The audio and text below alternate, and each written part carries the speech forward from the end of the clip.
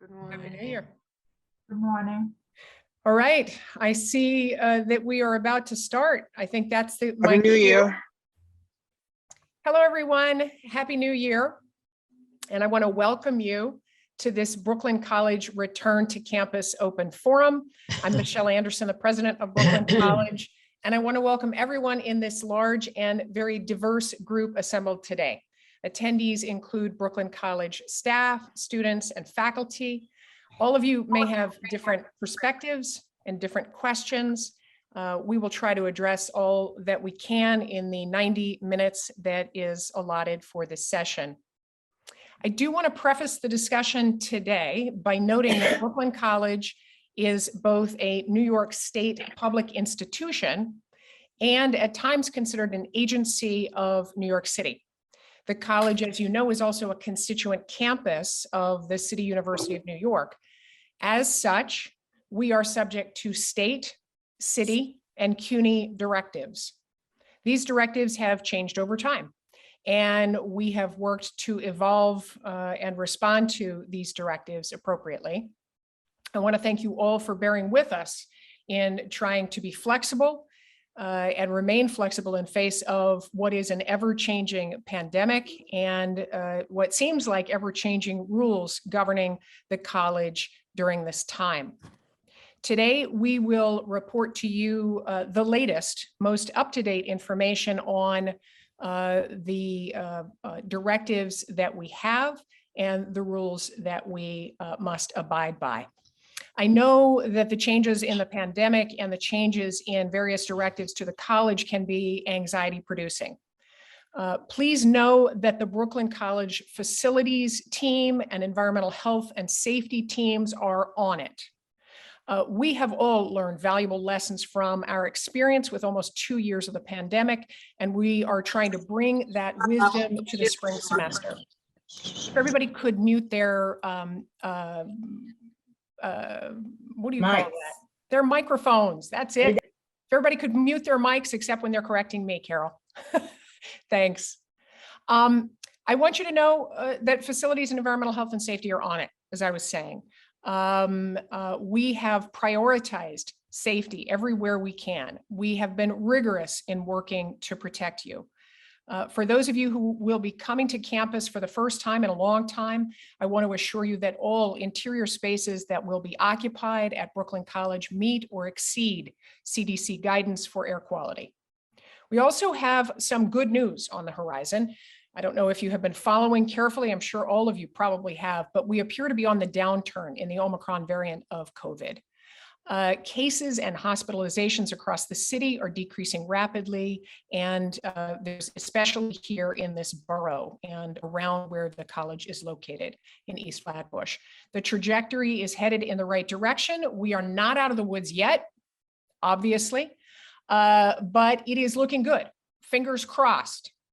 We will be prepared no matter what.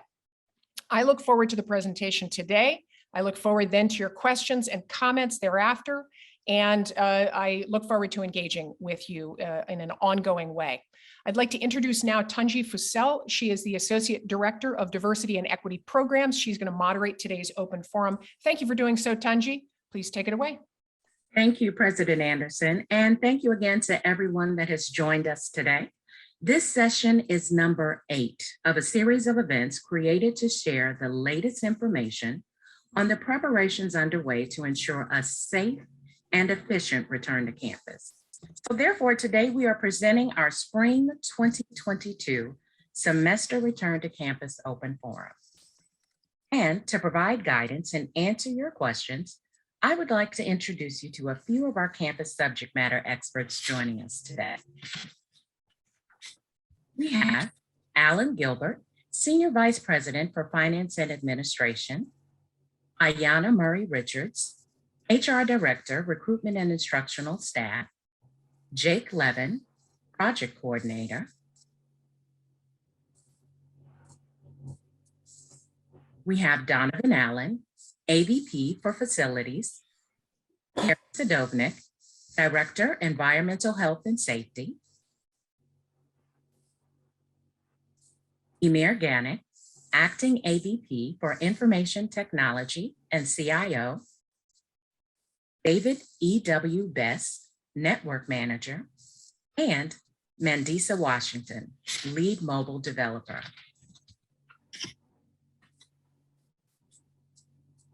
Now let's take a look at today's event agenda. After we conclude the event introduction section, we will receive information updates from our campus subject matter experts. Then we will have a moderated Q&A, which provides the opportunity for those in our audience to submit questions in the chat. And we will end our time together with a wrap-up and thank yous. I also want to point out that today's event will be recorded and transcribed. So please visit our campus webpage, Returning Safely Together, where you can view prior event videos and obtain the latest updates. Now, before we begin, I would like to share our meeting etiquette guidelines. Please mute your microphones to minimize distractions to other participants. Post all questions in the chat. Also, as your questions may be addressed during the information update presentations by our campus subject matter experts, please reserve questions until the moderated Q&A begins, and then post your questions in the chat. Thank you. And we are ready to present our information updates, everything that you need to know about returning to campus safely. So join me in welcoming our first campus subject matter expert, Ayanna Murray-Richards, to provide guidance on our Cuny return to campus policy. Good morning, everyone. These are the current updates that we have regarding our return to campus policy for our students, faculty, and staff. The New York State governor, as you know, announced that student booster and faculty vaccination requirements are mandatory. But however, Cuny is going to provide guidance regarding this. We ask that those who have your vaccination and your booster documentation ready, that you should go ahead and upload to Cuny first as soon as possible. Classes will begin on January 28th in all formats, in person, online, and hybrid classes. Please check the Cuny First course schedules regarding any modality changes or course notes. So make sure that you do this prior to the start of class and immediately there before classes begin. And students and faculty who are not feeling well are reminded that you should stay home. Beginning February 28th, non-essential staff will work 70% of their time on campus and 30% remote. So over a 10-day period, it means that 7 days will be worked on campus and 3 days remote. Again, we ask that you would upload any booster documentation to Cuny First as soon as possible. This way it can be reviewed and approved in advance. Again, employees, if you are not feeling well, you should stay home, but do reach out to HR as well as your supervisor. And we'll talk about this in the next slide. For students, full vaccination is required and should be uploaded to Cuny First, as well as for faculty. For staff, it is strongly encouraged, and you can start, as I said, to upload to Cuny First immediately. Boosters for students are required. So once you have met the time period where you're eligible to take your booster, students, you should go ahead and upload it. For faculty, staff, and even for visitors, this has been strongly encouraged. Testing. Weekly testing is required for students, faculty, and staff who have approved medical and religious accommodations. You would be subject to weekly testing.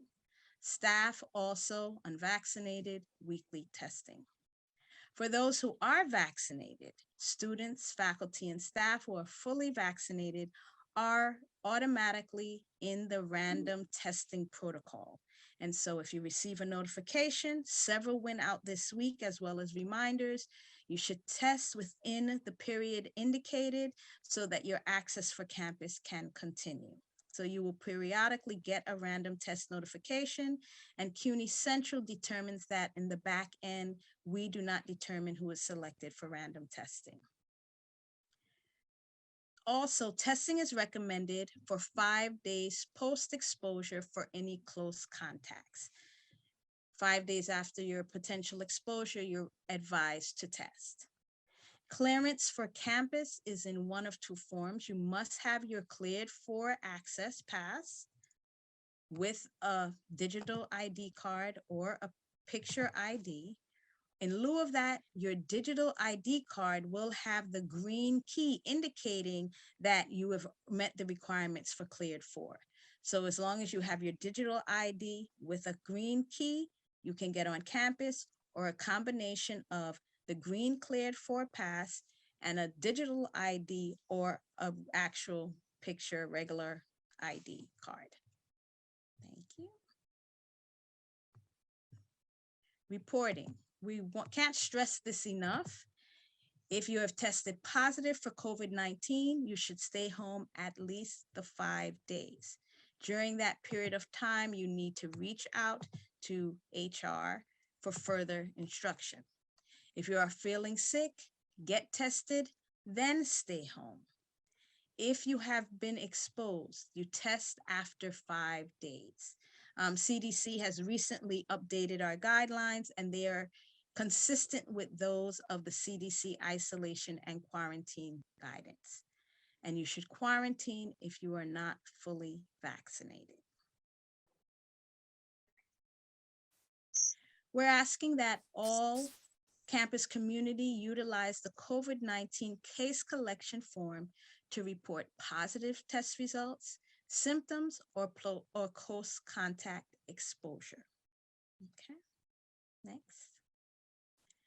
Brooklyn College will contact you with further instructions within 24 hours of receiving that notification.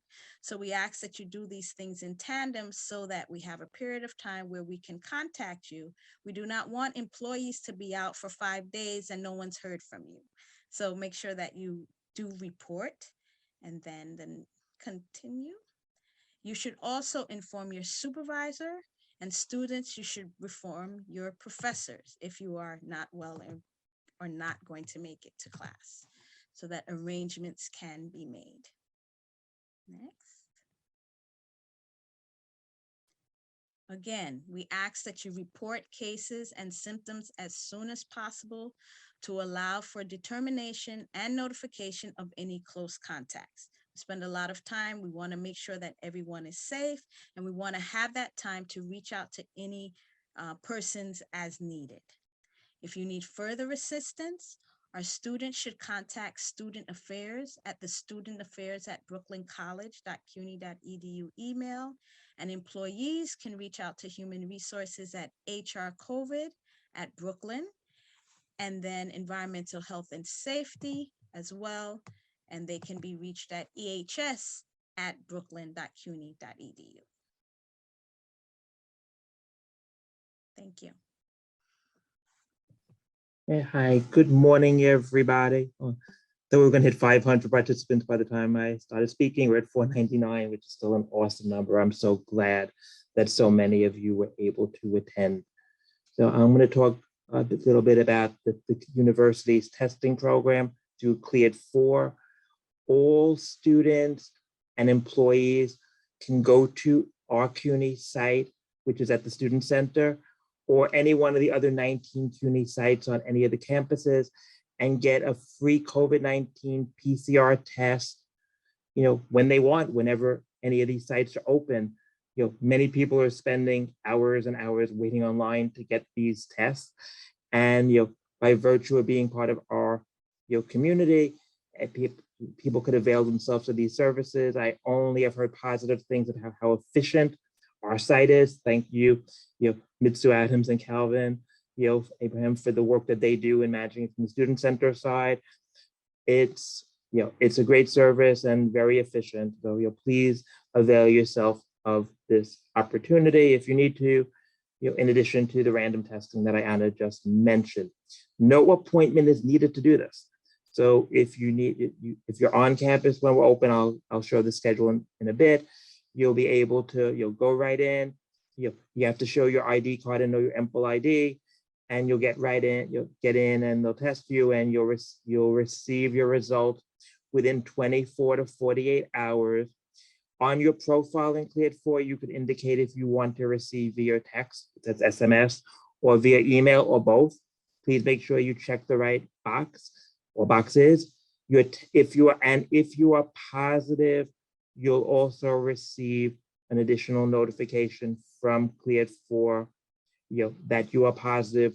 Our team, our core team of very few people receive that information as well, so we're able to reach out as appropriate to give additional guidance. If you have any questions about the process or about the return process at Brooklyn College, you can email rstaccess@brooklyn.cuny.edu. It helps with Cleared4, as we've learned, to have your mobile phone number in the Cleared4 system. So if you send that as part of the email, for students, pretty much the student affairs team is doing a great job. They're entering it into Cleared4. For employees, I am doing that. And we send you a text back so you can confirm that you got it. Again, please avail yourself of this wonderful service and make sure your information is complete in Cleared4. As a side note, Cleared4 requires your date of birth to be there in order for Department of Health to allow your results to be administered. So if you go in Cleared4 in your profile, check to make sure date of birth is filled in. If it is not, please do so. As we learn through this process, if it's empty, the results do not come through, and we're not notified about that. So we learn what to check for. So please do that. Most of you have already, but please do that. And then in turn, we have this is the testing schedule for the Brooklyn College side of the Student Center. Each CUNY campus is different.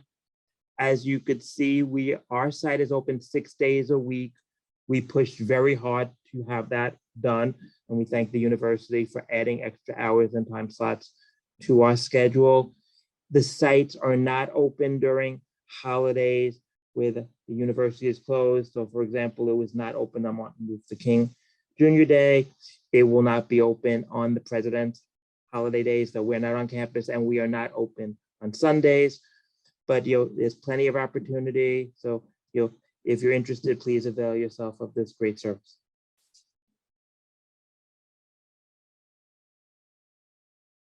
Okay, I think this is Carrie. I think you transition at this point. Thank you, Alan. Good morning, everyone. So this is an emphasis that, as Ayanna mentioned, our campus is going to be kept safer if anyone who is sick or is feeling symptoms or test positive stays home. But we are also, once you are on campus, just a reminder to everyone to please mute yourself when you are not presenting or asking a question. When you are on campus, masking, universal masking is going to continue to help slow the spread, because masking not only protects the person or others around you, but it also protects the individual. This is a mandate. This is following, CUNY is following New York State mandate for indoor, requiring everyone who is on campus and inside a building to be masked up. Masks are also required outside on the campus when physical distance cannot be maintained. There are very few exceptions to that. But what I want to first address is what constitutes a well-fitted mask. A well-fitted mask is one that fits over the mouth and nose and chin with little or no gaps at the edges. This includes your 3-ply surgical mask. It can also mean a double-fitted mask of a cloth mask over a disposable mask. And it also, if you've been following the news, we hear a lot more about respirators, which includes international standard masks that are manufactured to international standards, KN95s or FFP2s. It also includes the US manufactured, US standard N95 respirators. Those respirators are going to be more protective. And they are actually, while they're recommended, they're actually required. A well-fitted mask is required to return from isolation or post-exposure. And you are going to be asking, where do we get these? Well, the Biden administration just announced that N95s will be 400 million N95s are going to be distributed and available through community centers and pharmacies. The college has on hand now 10,000 KN95s, which will be available for staff and faculty. Call 6229 or 5400 for supplies, but we will also be distributing those to departments. And we are going to continue to provide surgical masks, the 3-ply surgical masks, to gates and classrooms for everyone. In terms of the exception for the face mask policy, I just want to note before we move on to other healthy environment features that a fully vaccinated individual who is alone in an enclosed space, such as an office, can remove their mask, or briefly while eating and drinking, and distance is maintained at that time. So those are the two exceptions. In addition to the universal masking, we are going to be continuing to emphasize and promote hand hygiene. AVP Allen will speak about some of our touchless features, but we have distributed hand hygiene products, hand sanitizer to all the departments. We have individual 1-ounce bottles, desktop bottles, and we have them also on in lobbies and elevator lobbies throughout the campus.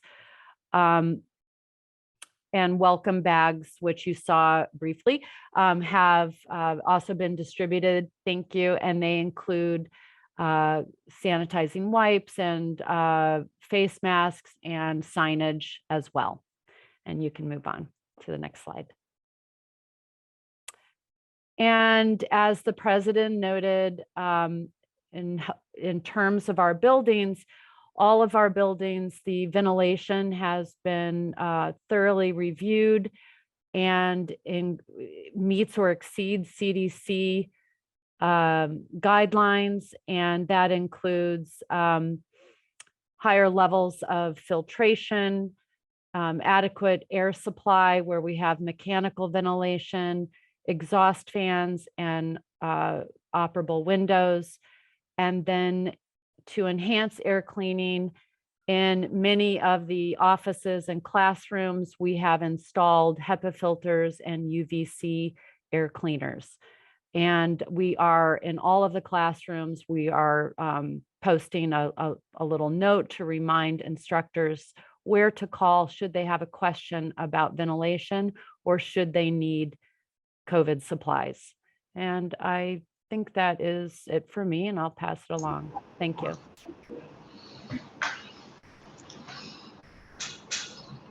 Good morning. And I'm Donovan Allen. I'm the new AVP for facilities. And I wanted to state that facilities does take the well-being of all students, faculty, and administrative personnel on the campus very seriously. And we are doing everything in our power to ensure that the environment that you work, learn, and collaborate in is healthy enough for your for occupancy. And with that being said, we undertook a tremendous effort to install equipment that will ensure that you are in a safe environment, including 195 ultraviolet C filters were installed that will help to clean the air and remove any contaminants due to COVID or any viruses.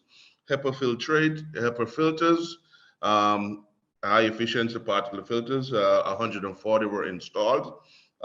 We have also installed quite a few touchless water faucets, 353, and we continue to install them as we go along. So there will be no need to be actually touching any knobs to turn water on or off, helping with your safety.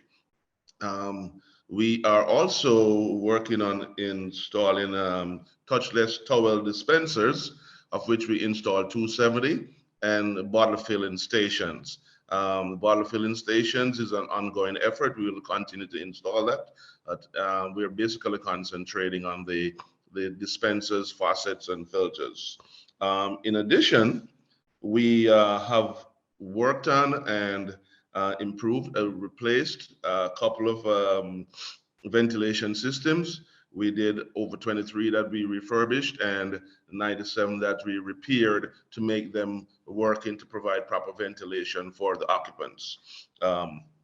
We have also repaired several windows that were inoperable to aid with adequate ventilation with 81. We are also providing window screens.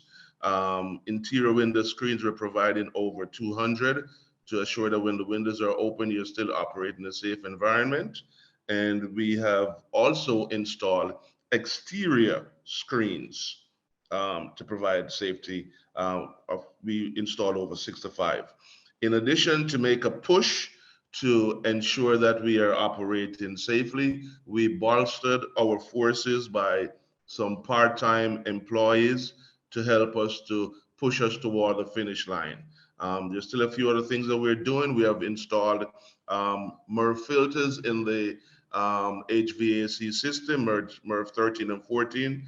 These filters are able to trap any kind of particles and viruses before it actually enters the space. So we have belts and suspenders that we're working on to ensure that you guys are actually safe at Brooklyn College.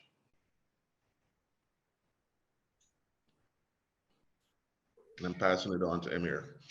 Good morning, everyone. Since August of 2021, ITS has fulfilled approximately 400 device loan requests for students and approximately 700 equipment requests for faculty and staff. Both of these programs will continue to run for the spring 22 semester. On campus, we were able to upgrade many older computers with newer and faster ones. We have backorder equipment due to chip shortages and supply chain issues. As the supply chain normalizes, we will continue to upgrade more equipment throughout the campus. Finally, we have been working on migrating all Windows-based computers from Windows 7 to Windows 10. This effort will continue throughout the upcoming semester.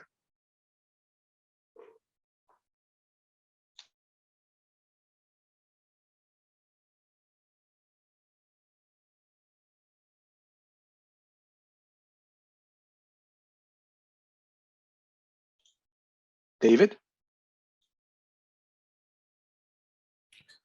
Good morning, everyone. I'm Dave Bess, and I am the network manager here at the college. In networking, our work has been divided into two broad areas.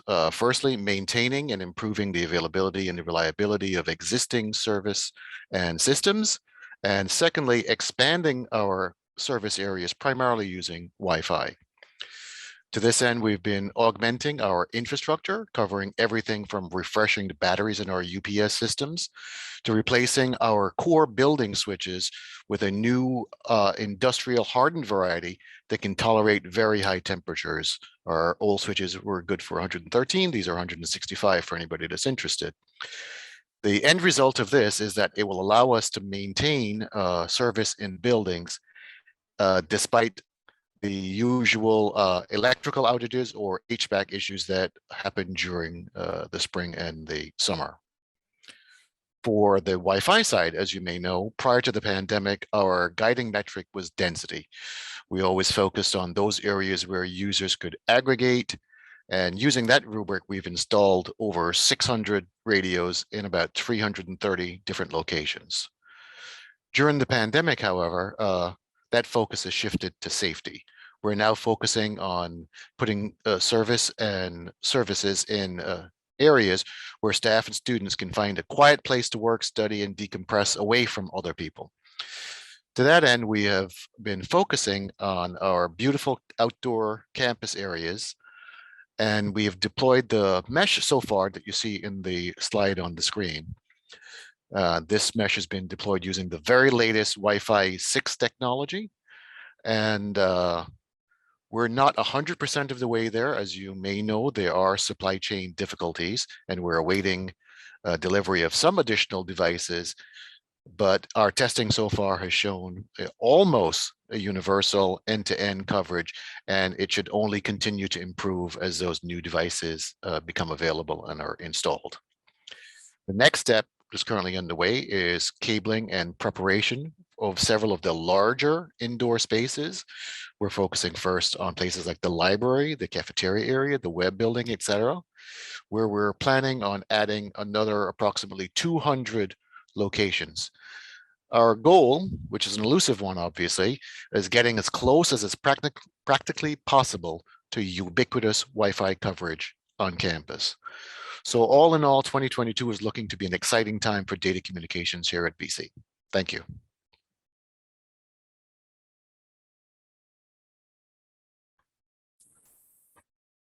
Hello, can folks hear me?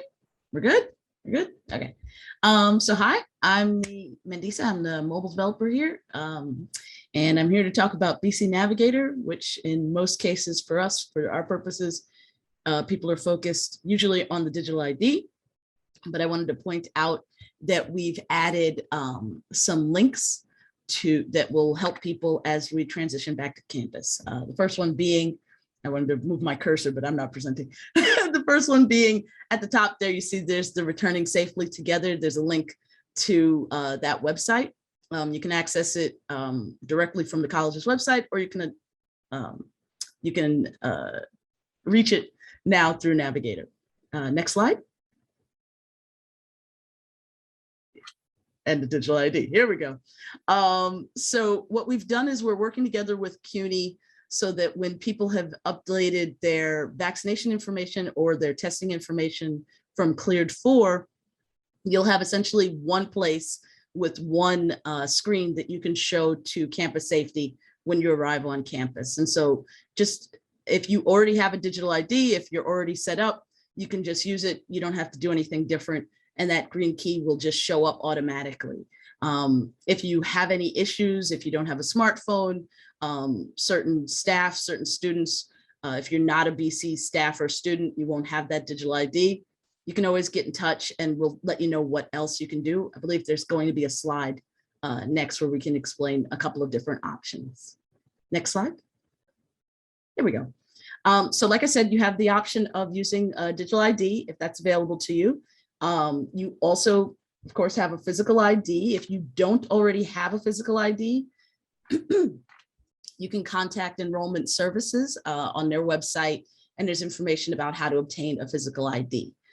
If you are a student primarily at a campus other than Brooklyn College, including the Graduate Center, then you should use your CUNY ID from that school, and that will gain you access to campus.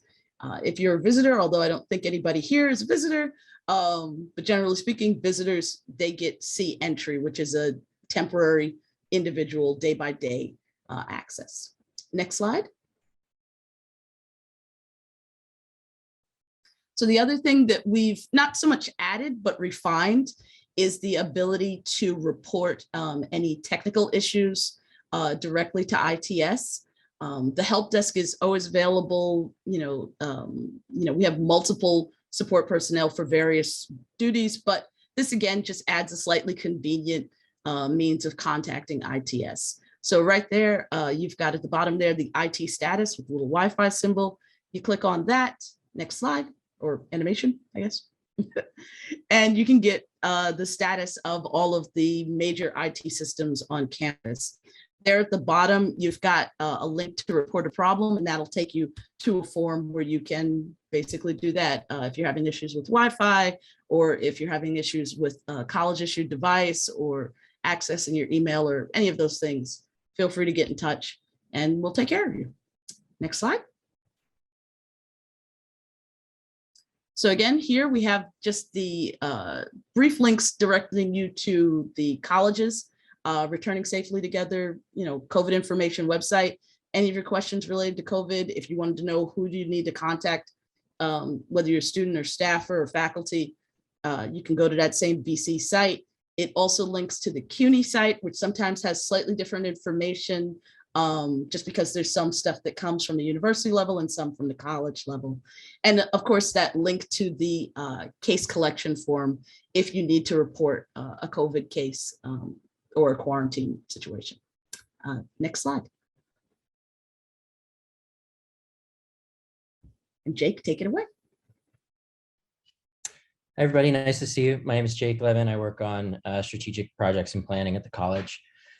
I'm going to share some information about the return to campus resources that we have on the Brooklyn College website. So we can navigate to the website. We're going to do a little demo here. Okay, great. Thank you, Marcus. So if you're navigating from the main Brooklyn College webpage here, the homepage, you'll see a yellow banner at the top that says COVID-19 guidelines, returning safely together information. You can click on that and it'll take you through to our returning safely together webpage. This can also be reached directly by going to brooklyn.cuny.edu/return, and we'll put that link in the chat. But you also can get to it obviously by clicking through from the main page. I'm going to walk you through a few things here. So on this page up toward the top, we have a number of current alerts. So we try to put really important need to know information in those yellow alert sections at the top. If you scroll down just a bit, you'll see some instructions for those who have tested positive for COVID-19. If you have received a positive COVID test or that you believe you've been exposed to someone, we've created a resource. You can click through this form and it'll open up our COVID-19 case collection form. If you suspect exposure or you're experiencing any symptoms or have a confirmed active case of COVID-19, we recommend using this form to report your exposure. Shouldn't take very long at all to fill out, and that's a really important information gathering tool for the college so we can keep everyone safe.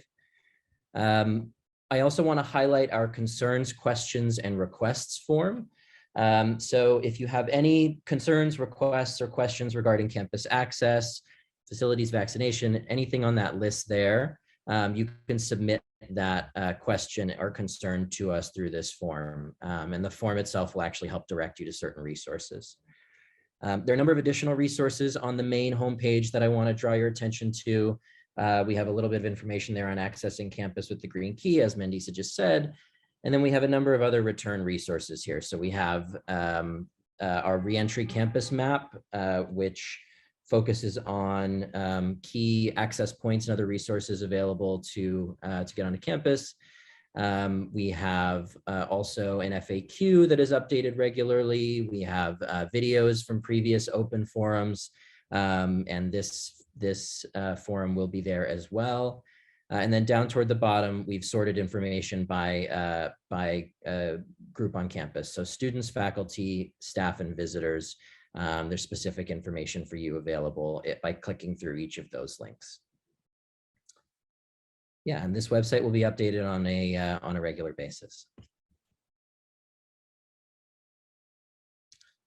I have some other really exciting information to share. We have a new campus food service option that is available starting in the spring semester. And she said, so everybody was hiding. They're like, oh no. And I'll mute you there. It's called Mangia Fresco. They'll provide grab-and-go food service to the sushi station in the Boylan cafeteria, the library cafe in Whitehead, and the James Hall kiosk. Locations will be open beginning January 25th. We will share hours and specific menu details for each location as soon as we receive it. But in general, offerings include prepackaged sandwiches, coffee, soups, and hot dishes. So we're excited to see them on campus. Thanks. Hi, and Marcus Richardson, Executive Director for Strategic Initiatives. I want to recap some key takeaways from today.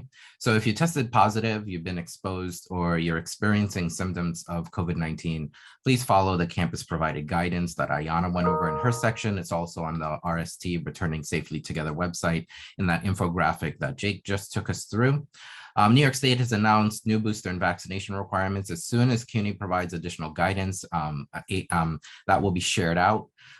You should all get an email later today from SVP Gilbert on booster uploads and instructions on how to do so in Cuny first. It's very simple. It's using the same link, vaccination verification, and then add a new record.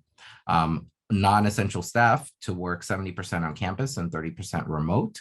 Our essential staff, such as our public safety officers and our custodians and our facilities folks, have been here since the beginning of the pandemic in spring of 2020, and we really appreciate all that they do to keep the campus running and to keep us safe.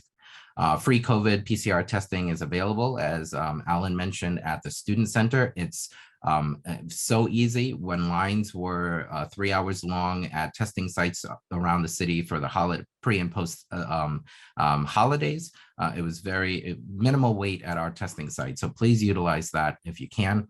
As Carrie mentioned, masked up. Practice hand hygiene and social distancing when you're eating is very important, or if you're unvaccinated. Ventilation meets or exceed our CDC recommendations, and our new grab and go food services will be available on campus starting January 25th.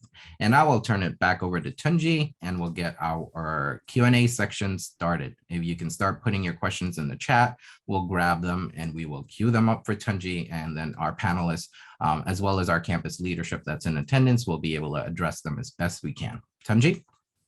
Thank you, Marcus, and thank you to all for that information. And as Marcus mentioned, with the remaining time, we'd like to answer your questions that you submit in the chat, reminding everyone to keep your microphones muted. And the session is being recorded, so be sure to visit the campus webpage, Returning Safely Together, and you'll be able to view prior event videos and obtain the latest updates. We'll get started with our first question now. I got sick with COVID on December 20th, and I see that Cuny is requiring to get a booster shot before the spring semester. From what I know, I have to wait about 90 days before getting a booster. Am I still required to get the booster shot? Tenji, let me answer that question. It's a really good question. There is a lack of clarity on the deadline for booster shots for students. What we do know is that students need to get the booster shots when it is medically appropriate for them to get those shots, and then upload that information. We have not been given details about the timeline or the deadlines for those from Cuny Central. We are told that this is a decision to be made that will be made by Cuny Central. So it's not that we're trying to be evasive, it's that we don't have information about those specific deadlines. What I will say is that we all know that booster shots become medically appropriate 5 months after for most people, at least for those who have taken Moderna and Pfizer. A slightly different timeline for those who have taken other vaccinations. But when it is medically appropriate, students must get the booster and upload. We can't tell you any more details than that. You should not register if you don't have the booster. You should register and take the booster when it's medically appropriate. Thanks. Thank you. Next question. Those of us attending online classes at Brooklyn College are wondering why we need to comply with medical intervention. Guess I'm not quite sure what that refers to. Does medical intervention? I assume that means I could try to give it a shot. Yeah, Michelle, I'll try to give it a shot. My assumption is maybe the person who asked to clarify if I got it wrong. People may want to know if they're not coming, if they're taking all online classes, why do they need to provide the information, for the vaccination and the booster? If you are not coming to campus and you have no intention to come to campus, and if you're in an online class, that's okay for a student.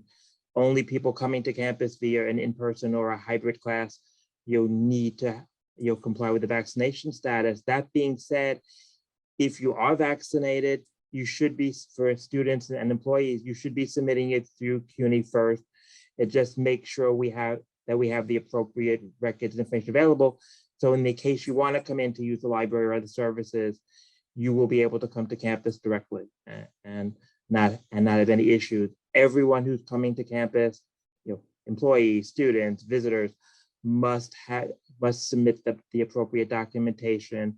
We will not allow people on campus who do not have the appropriate vaccination information submitted, and for the very few that go through testing, do not have a recent COVID test, which is from the Cuny Cuny testing site that's within 7 days. So everything, again, is for the safety of the campus community as a whole. Thank you. What is the rule for February before the 28th regarding 70% on campus? I assume that this is for staff. For staff, they just continue with the same schedule that they had during the fall until February 28th, and then it converts over. I'm going to try to keep every answer very short, and I would ask everybody who's answering a question super short as possible, because we have lots of questions. Thanks. Why are staff not required to be vaccinated, given that they share the same spaces with students and faculty?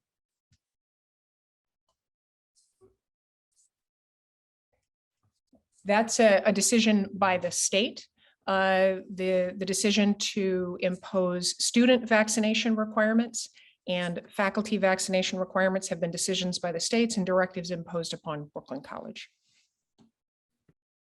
Does the college have some standard language about vaccination, mask, and other related COVID protocol for syllabi? I can just weigh in.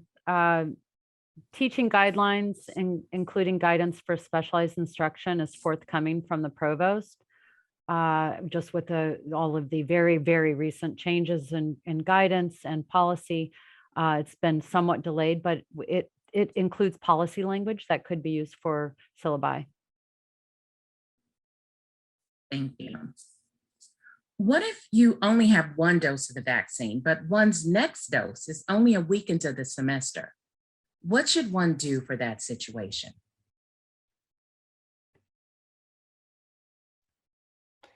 So a lot of these questions, sorry about the delay, kind of fall right between a lot of our areas of responsibility. And so I think we're trying to be deferential to one another rather than just grabbing the mic and answering. So I do apologize for the delays. It's not that we're trying to avoid the question. If you are about to be getting your second shot, what you should do is get the second shot. We are a pro-vaccination community. We intend to use vaccinations to support the health and safety of one another. Full stop. There are certain exceptions, medical exemptions and religious exemptions that we abide by. Otherwise, we are a very pro-vaccination community. Again, full stop. We encourage you to get your vaccination as soon as it is medically appropriate. So if you've gotten the first in a series, get the second one. If you still have time, you may be able to sign up for classes. The mandate for vaccination was imposed by Cuny and by the state on Brooklyn College. And, we are a pro-vaccination community. Thank you. Next question. Wondering what is going to happen when our professors start getting COVID?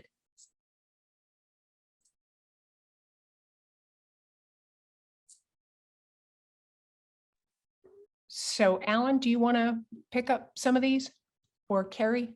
I can answer some of them, but. Okay, sorry, I couldn't unmute.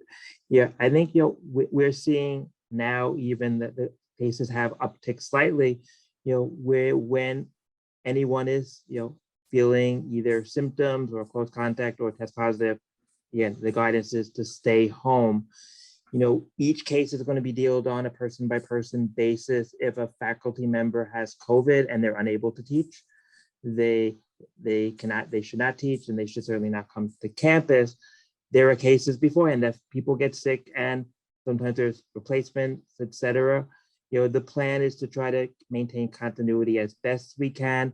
We ask everybody to please be patient and understanding as we're going through unprecedented times. The guidance and the situation changes daily, and we're adapting accordingly. May seem like we're not on top of it, just things change faster than we could actually write things and put them on the website or have open forum. Please be patient. Please work with your faculty and with our campus community, and we will get through this. Thank you. Where do you get the cleared for pass? And where will I get the notifications that I need testing? I'll answer where I can answer both. You get the cleared for pass. Everybody was sent an introductory email from cleared for, or should have been from the university. I know not everyone did receive it. Anyone who does not have cleared for access, please email rst@brooklyn.cuny.edu. One of the individuals, including myself, who are answering those emails will guide on next steps. You should put in your name, your MPL ID, and your cell phone number. That will help tremendously to get through the process. As I said, when you put in your cell phone number, we will text you a link and you'll be able to log on. If you do not have a cell phone number, that's okay, let us know. We'll put in a fake cell phone number and then email you the link at the email address you're sending us the email to. Tanji, can you repeat the second question? Sure. The second part was, and where will I get the notifications that I need testing? You receive the notification by the information that's in cleared for. So if you indicated SMS as a texting, it's sent to the cell phone number that's on file in cleared for. It's also sent to the email you have filed on cleared for. So that's why everybody should check that information very carefully to make sure it is accurate. Thank you. The next one is, this isn't safe for students or staff. So how can CUNY help secure our safety and our family safety if some students and staff do not have to get vaccinated because of religious or other reasons? Obviously, the college is trying to balance the interests of safety and the requirements of vaccination against the interest of religious requirements and medical requirements. That is the balance that CUNY has struck and that we have struck. There is not a vaccine mandate for those who have legitimate medical and religious exemptions. And I take it that that was the focus of the question. Thank you. Why aren't classes offered online just like they're offered in person? Lots of classes are offered online, and some of those modalities of classes may be shifting at this time. So students definitely want to take a look at the CUNY first and look at the notes and the modality listed there, so that you're sure which classes are online or which are in person. Why are positive cases on campus not reported to the BC community? In other businesses, positive cases are reported immediately to the workers. I'll take that. We do, in fact, report positive cases through the CUNY dashboard. All of the campuses' numbers are listed there. It's the primary COVID website for CUNY. And that is our general notification to the general campus, and then immediate notification does go out to those close contacts, depending on the information that we receive from the positive case. Thank you. How will you handle faculty illnesses/absences?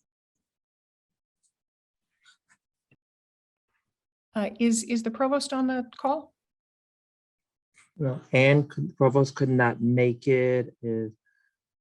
Okay. Renita, are you able to answer that? So when, Renita? I'm sorry, could you repeat the question? Certainly. How will you handle faculty illnesses/absences? It's a similar situation. Someone gets sick, there's an emergency situation. The chair has to find a replacement for the faculty member. And so it really depends upon the situation. But as you've heard earlier, if someone is sick and it is COVID related, that person needs to go out for the period of time. Tammy Lewis, do you have anything else you'd like to add to that? I would just say, reiterate what Renita said, which is we treat this like any other illness, except we'll be following the COVID protocols that are laid out by the institution. Okay, thank you, Tammy. Is Brooklyn College operating under a distance learning accreditation from MSCHE?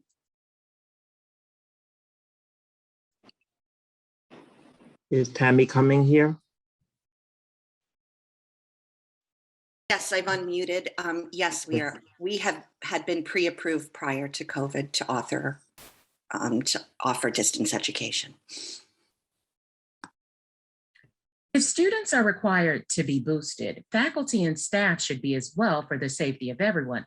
How do faculty upload their booster information on Cuny first? Yeah, there'll be a communication from me today to all people on campus community, giving guidance on how employees and students can upload their booster information. It's very similar to when people updated their vaccination information, but we will be attaching step-by-step instructions. Will testing be open throughout the semester? Yeah, at this point, testing will be open throughout the semester. I only hope that we're in a situation where it's not needed anymore, but if needed, the testing site will be open throughout the semester. Is there a protocol for which test to use if someone is recovering from COVID? Since there are different tests available, is PCR the best test to verify negative COVID to return to work? I can take that. So since January 10th, Cuny, and maybe before that, but January 10th, the reopening guidelines were published on the Cuny website. Cuny has fully adopted the CDC guidelines, and that does acknowledge that after recovering or at the tail end of your isolation, a PCR test may not be the best test for verifying that you are no longer infectious. However, for isolation, when you've tested positive, you need to stay in isolation for 5 days. And if all of your symptoms have resolved and you no longer have a fever, it is acceptable to return to work wearing a well-fitted mask. And a test, if you have a test available to you, CDC is recommending the antigen test. The testing center offers, at Cuny sites, offers the PCR test. So that's always available, regardless of your reason for testing, should you choose so. Why is more effort being made for random testing for those of us who are triple vaccinated and not more effort into ensuring everyone coming on campus needs to be vaccinated? I could take it. I think efforts occurring in both situations. President Anderson has sent out numerous emails to the campus community, strongly encouraging individuals to get vaccinated. We do understand that's a personal choice. And both efforts are being made in many areas. We would hope everybody would be fully vaccinated and boosted. And we also want to have extra precaution and with the random testing program and the optional testing program for those people to go into the student center to be tested are all different strategies with the same result to try to reduce the spread of COVID. And if people do have COVID, even if they're asymptomatic, that they know they should stay home and isolate until the time is okay when they could return. I applied for classes that I thought were going to be online. Now I have to drop my classes because they don't offer those classes online. This is not just about the coronavirus. It's also a new strain of Omicron. So how am I supposed to sit in a class of 20 to 26 students worrying about my safety if Cuny allows students that are not vaccinated to enter in-person classes? I'll jump in. There are very few students that have a medical or religious accommodation, my understanding is it's less than 200 of those students across the campus. And so that's a very small number. In terms of changes in modality, I don't know, is VP Lillian O'Reilly? Lillian, are you available? You can answer about changes in modality. VP O'Reilly is not here. So any questions? Yes, I'm here, Alex. I'm sorry. Okay, Lillian, take it away. I'm so sorry. I was having technical difficulties. Yes, what I urge you to do, as President Anderson said before, is please continue to check CUNY first, because there are some changes in modality being done right now. So please continue to check. Thank you. I've never been on campus. How do I set up my virtual ID and Green Pass? We do have instructions on the website. Anyone who has additional questions, please again email rstaccess@brooklyn.cuny.edu. Someone there will refer you to the IT help desk for additional instructions and guidance. I was just going to quickly say, there's actually, I mean, you can go on the web. Enrollment Services has information about how to get an ID. Also, you can just contact helpdesk@brooklyn.cuny.edu, and we can walk you through it. Great.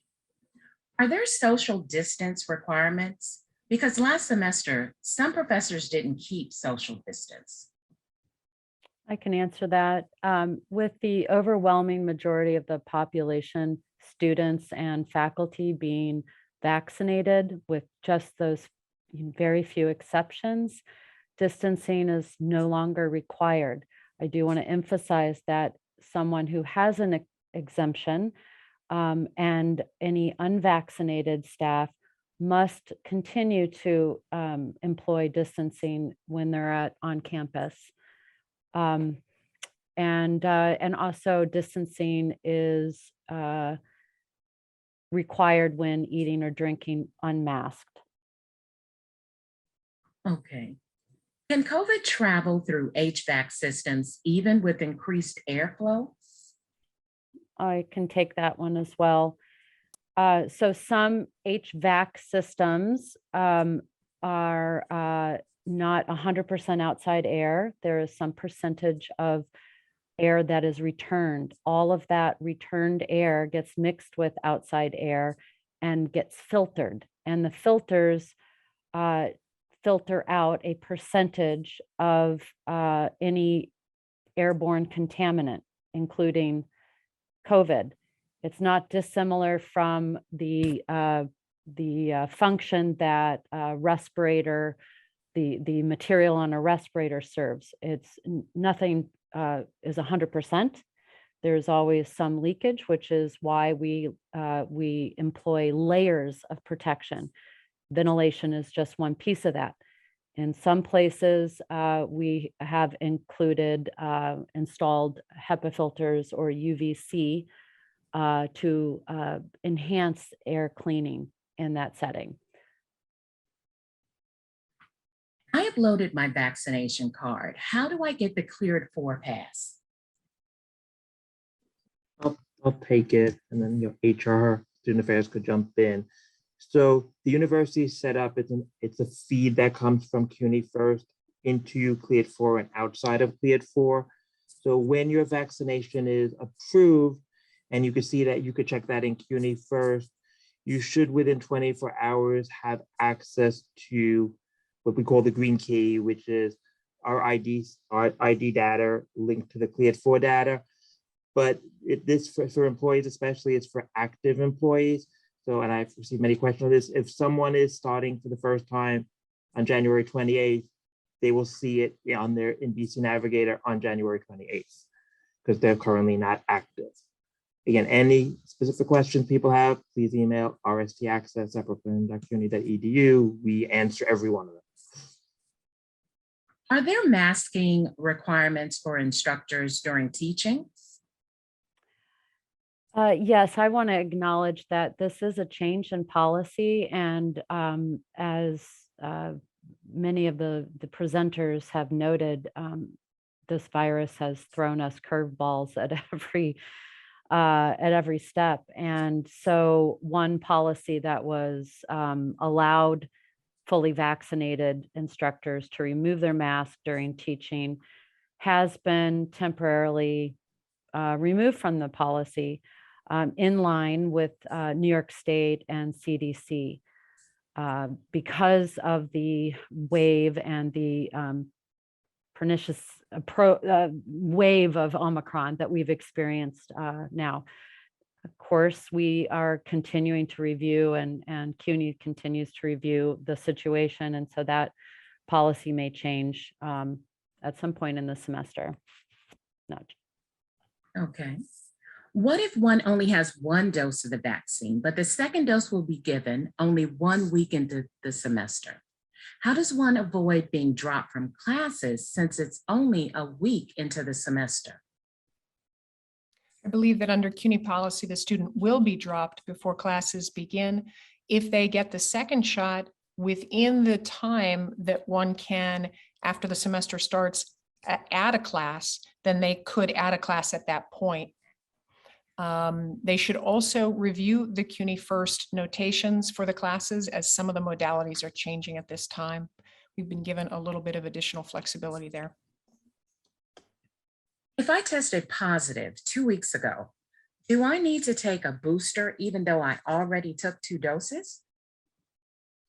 I think individually people should speak to whoever they go through for medical questions. But as we mentioned earlier, people will be required to take boosters when it's appropriate for them to take a booster. So if someone has a medical reason why they cannot take a booster at this time, but maybe down the road, that will be accepted for the delay for the booster. The booster won't be a specific date for everyone. It'll be a date for each individual based on their circumstances. Will microphones be available for faculty who must teach with masks on? Neil, Lily, are you here? Hi. Yes, I am. Okay, good. Hello, everyone. Yes, we are actively working to install microphones in every classroom. However, our planned installations have been impacted by supply chain issues. However, once these items are received, we will work to install them as quickly as possible during the spring semester. Thanks. Thank you. Next, non-essential staff have been performing their jobs very effectively at home for 2 years. What is CUNY's rationale for demanding that we now return to campus while the pandemic is still raging, endangering our mental and physical health? It seems unjustifiable. I hear you, and I understand that people have strong feelings about this one way or the other. I will say that many of the policies that we are enacting are not policies of our making, and I could imagine or construct rationales for them, but that wouldn't be authentic. They're not our policies. They're not policies that my team came together and developed. They're policies that, as part of the CUNY system, we are enacting. Okay. How about the gyms, tennis courts, and swimming pools? Will they be open? Initially, we were making plans to open up those facilities, but when Omicron hit, we had to pull that back. So we are revisiting that. Until we are able to open it up safely, it will remain closed. Thank you. The booster is required. However, the deadline for it is not clear. Can you please provide more information on that? Is the booster submission more flexible depending on the vaccination schedule of the students? Yes, we believe that it will be. We do not have information on a deadline. When students are when it's medically appropriate to get the booster, they should get a booster and can upload the information about that. But we don't have deadlines to share with you at this time. We will, and when we get them, we will share them with the community. Hi, hello, good morning. Yeah, Good go ahead. afternoon. My name is Andre Rickman. One of the questions I have is, who can I contact for edits to my schedule since my advisor, Peter Pampalone, hasn't been responding to my emails? Hi, I'll take that one. I'm going to put my email address in the chat. Please email me directly and I will assure that someone contacts you. Email me with your EMPL ID. I will look into your situation. This will be addressed. Thank you. Okay, thank you. Thank you. And I just want to remind everyone that if you have a question, please upload it to our chat. Thank you. The next question is, I can't log on to BC Navigator. It also crashed the first time I came to campus. Are there ways to troubleshoot this? This one's quick. Helpdesk@brooklyn.cuny.edu. We definitely cannot provide tech support over a forum like this. And everybody's situation is a little bit different. So. Great. What are the access procedures for individuals working at BC who are paid by the Research Foundation of Cuny? I could take that one. The research fund for Research Foundation employees, the employees need to upload their information through the Research Foundation. We get that data from the university in the same way we get data for what we call tax levy employees, and the way we also get data for what's called non-tax levy employees. So RF employees should follow the Research Foundation protocols, and that would allow them to have access to our campus. Great. Just to Yes, follow go up ahead. though, Alan, I'm not sure if Research Foundation employees have a digital ID though, so they would still need to use whatever they normally use to get onto campus. Right, they would use the physical ID, and then they're cleared for, verification that they meet, cleared for guidelines. Okay, next. What if an in-person student gets COVID? So if a student gets COVID or they have symptoms, they should report it through the case collection form as soon as possible. Those come to me, and based on what's reported, I walk a student through the process, but it depends on the symptoms. So the key thing is, if you tested positive, don't come to campus, report it through the form, and then we will follow up with you immediately. How do we access the recorded meeting afterwards? What's the website? So I can take that quickly. It's brooklyn.cuny.edu /return. Under the video section. All of our prior videos are posted there, and this one will be posted probably within a day or two as well. What happens to the people who can't take the booster until March?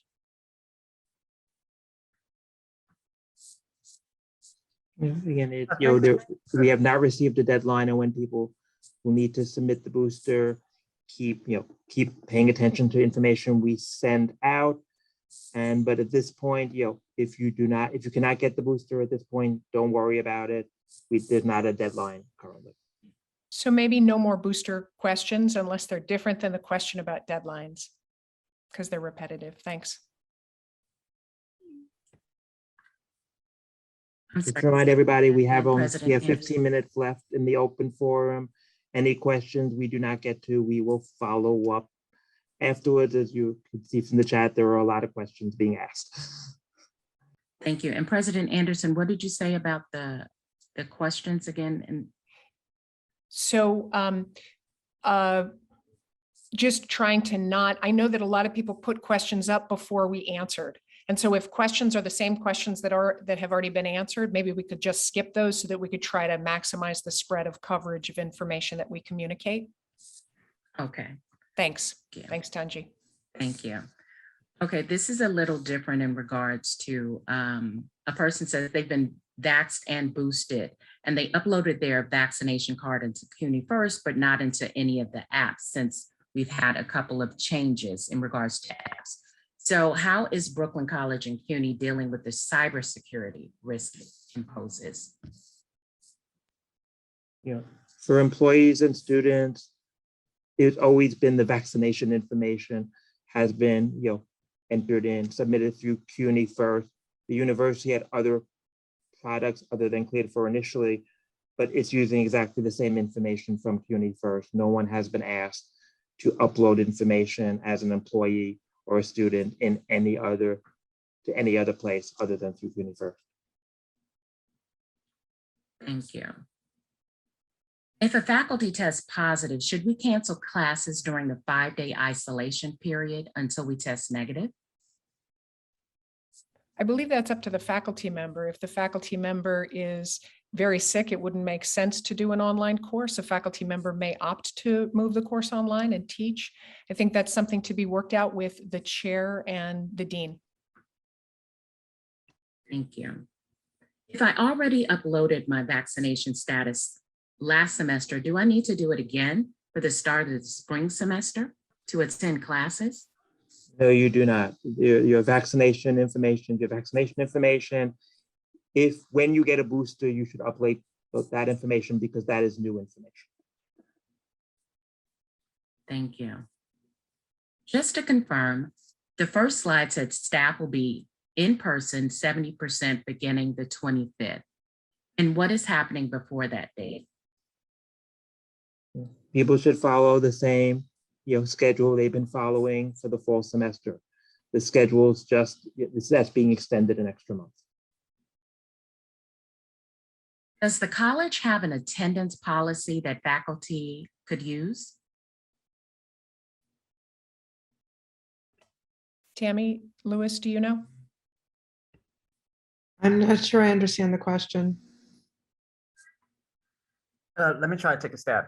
If you're talking about attendance policy for classes, it's up to that faculty member. So the faculty member through the syllabus will let you know if there's a particular attendance policy for that particular class. So there are some faculty that will give you X number of absences, but you would get that directly from the faculty.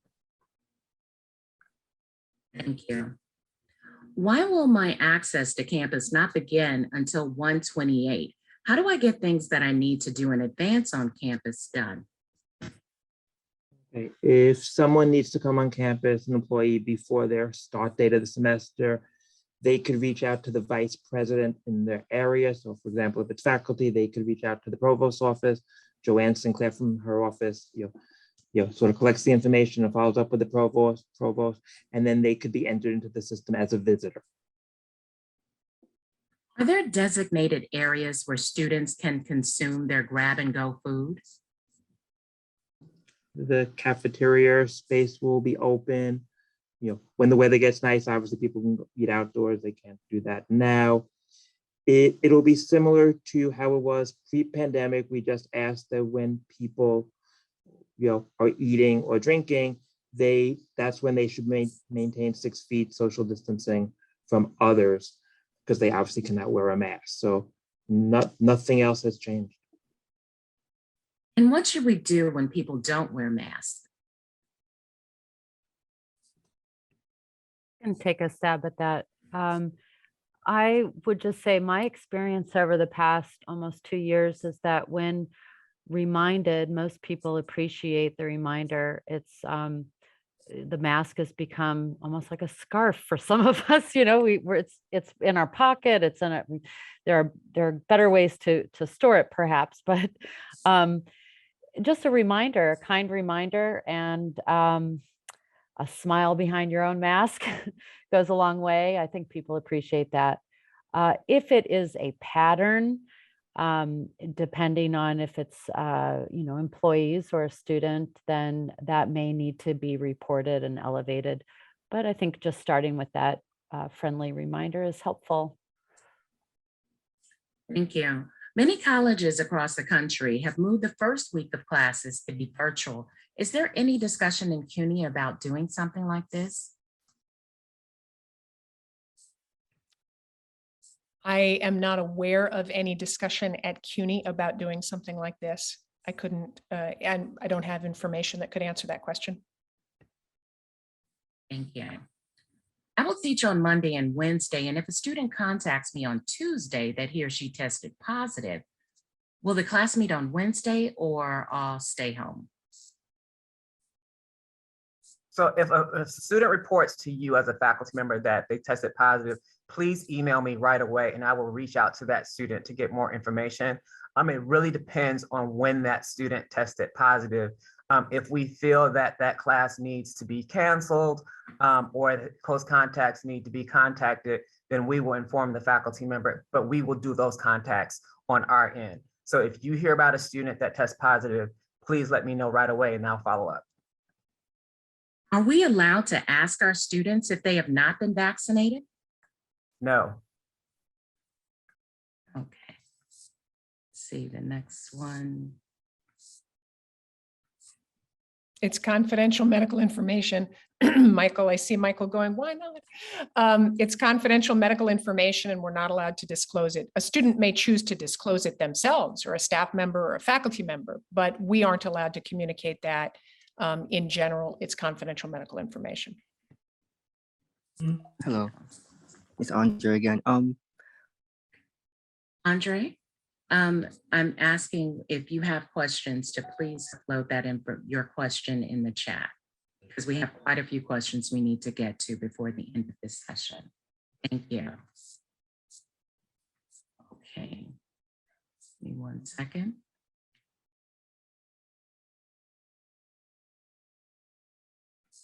Next question is there a simple step-by-step guide as how students should be fully integrated back on campus?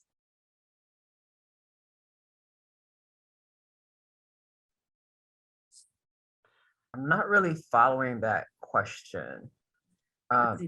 It's just, is there a simple step-by-step guide as to how students could be fully integrated back on campus? They said they know we have this presentation, but they've never been on campus and they still feel a little bit confused. Right. The best thing I can say is email studentaffairs@brooklyn.cuny.edu and we can answer any of your personal questions.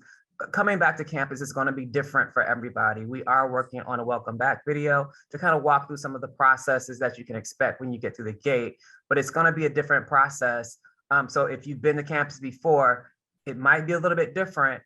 Everything that we had open and available may not be open and available when you come back onto campus with some restrictions. So you do have to be prepared for some time at the gates. But if you have specific questions, just email Student Affairs. And I will just also add to Ron's, VP Jackson's response.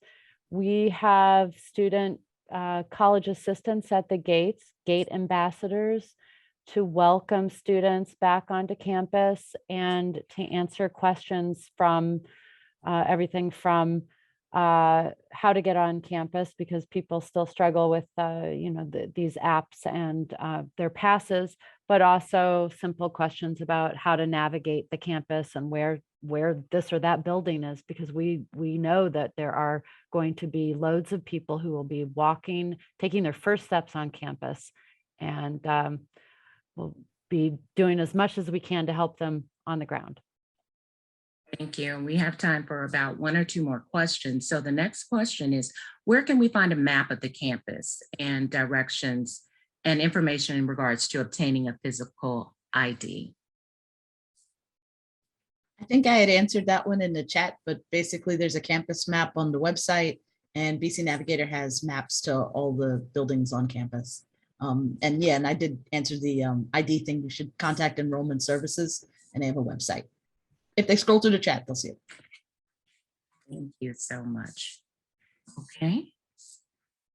I think at this time it's 12:27. So I want to thank you again for everyone participating today. I remind you that if we did not get to your question, you can still have the opportunity to have your question answered by visiting our campus website, which is Returning Safely Together. And it has been my pleasure to serve as your moderator for this event, and I will now turn the microphone over for our wrap up. Alan, do you want to wrap up for us? Oh, I'd be happy to. Thank you so much for everybody for attending. This turnout's been amazing. I know we did not get to every question. As you could see from looking at the chat, there are a lot of questions and a lot of specific questions as well. We will do our best to continue to follow up and get people the answers that they would like or need, to move forward. We understand this is anxiety-inducing times for all of us, and that there are a lot of unknowns. We don't have answers to all these questions. The federal government, state, city, et cetera, don't have the answers. By being patient and respectful, I believe we will get through this. Please continue to ask your questions. They're all very important. We want to assure you as best we can, and our team will continue to do the best they can to make the campus as safe as possible. And like I said earlier, like with the testing side, I hope we do not have a need to do many more of these open forums for returning safely together, but we could use these times to communicate other information to the campus community and engage in different ways. And Alan, where can people post additional questions? We're going to trace the chat here, all the questions we didn't get to, Yeah, but they we'll- can also go to the Returning Safely Together website and Yes. use that link to post a question or a comment. And Yes. those questions are followed up regularly by our team. Yes, or email rstaccess@brooklyn.cuny.edu directly. That's where the questions from the website go to anyway. RST access, Returning RS Safely Together access. Yeah, at brooklyn.cuny.edu. And we've been pretty good about getting back to people. Again, we don't always know the answers because it's always changing, but we will continue to do the best we can to give the information that we have and provide the truth and as much reassurance as we can. In general, if students have questions, you can reach out to Student Affairs. In general, if staff members have questions, they should reach out to HR about work questions. In general, anything related to IT, you should reach out to the IT help desk. And we have fabulous staff waiting to help you and to support you. Really appreciate everyone attending. Thank you very much. Have a great day. Happy New Year, everyone. Happy New Year. Happy New Year. Thanks. Thanks, Yeah. everybody. Take Bye. care. Happy New Year. Okay, thank you so much. Thank you for attending.